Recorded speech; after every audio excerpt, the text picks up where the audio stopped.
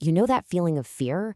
That darkness you just can't seem to escape? Well, today we're going to dive into a powerful framework for breaking right through it.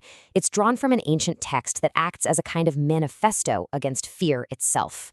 It's that kind of vague, humming worry that just sits in the background of life sometimes. The feeling that something is just a little off. You can't put your finger on it, but that sense of being unsettled, it's definitely there. Well, that feeling actually has a name. It's called ontological insecurity. It's this really deep, fundamental human fear of not being safe in our own existence. It's not about a specific threat, like a spider in the room. It's a much bigger fear about the very state of being. So what if I told you there was a tool, a kind of spiritual firewall, designed specifically to deal with that exact feeling? That's the way we're going to look at the 113th chapter of the Quran, Al-Falaq, not just as a prayer, but as a practical protocol for building a deep, unshakable sense of security.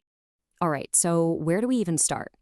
Well, this whole framework kicks off by anchoring us to our source of safety. It tells us to turn to the Lord of the Dawn.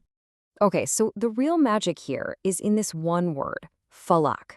Now, you might see it translated as dawn, but honestly, that doesn't even begin to cover it. The root meaning is way more intense. It means to split violently. Think about the explosive power of a tiny seed cracking through concrete, or the dawn literally shattering the darkness of night. We're not talking about a gentle sunrise here. We're talking about a powerful, explosive breakthrough. And right there, that's a total mindset shift. See, seeking refuge isn't about just passively hiding from your problems. It's an active declaration of your confidence. It's about aligning yourself with the very force that rips and tears through any kind of darkness, whether that's a literal night or a deep personal crisis. And get this, the whole thing is activated by the very first word of the chapter, qul, which means say. So this isn't about just silently hoping for the best inside your head. It's a command to actually vocalize your intention. The idea is, you don't beat fear by quietly wishing it away. You start by declaring out loud your allegiance to the power that can absolutely shatter it. Okay, so we've got our source of refuge. Now the framework gets super practical. It tells us exactly what we're running from. To build a shield that actually works, you have to know what you're up against. Basically, it's time to name our shadows. And look, this isn't about some vague feel-good idea. It's more like a diagnostic tool. It gets really specific, naming 3 distinct types of harm that feed that insecurity we were talking about. And by naming them, we take away their power. It's the first step to disarming them completely. And this is where things get really wild, because this ancient text suddenly feels like it was written yesterday. It breaks down these threats into anxieties we all deal with.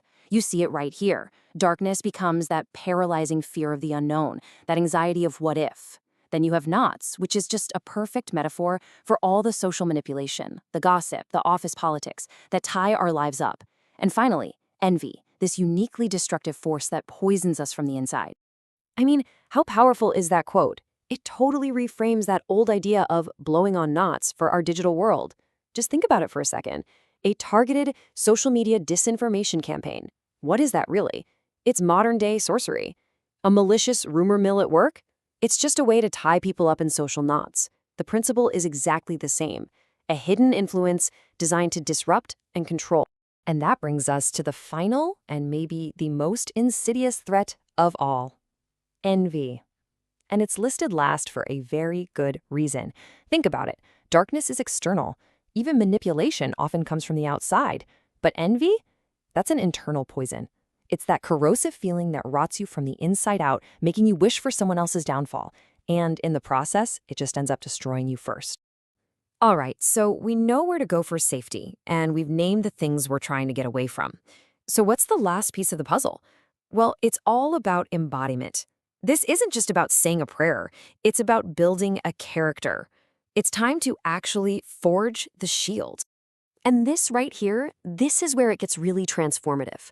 The goal isn't just to find a temporary shield when you're scared.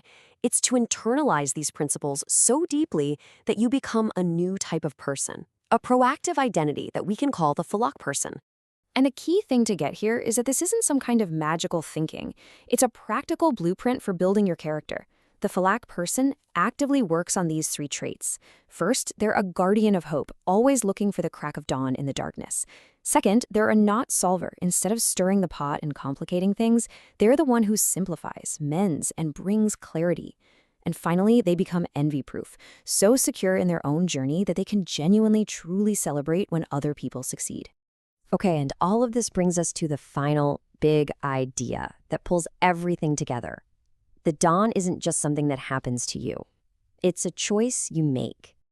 Look, the whole point of the shield isn't to pretend that the threats aren't real. It's not about denial. The uncertainty, the gossip, the envy, the framework is very clear that all that darkness is absolutely real.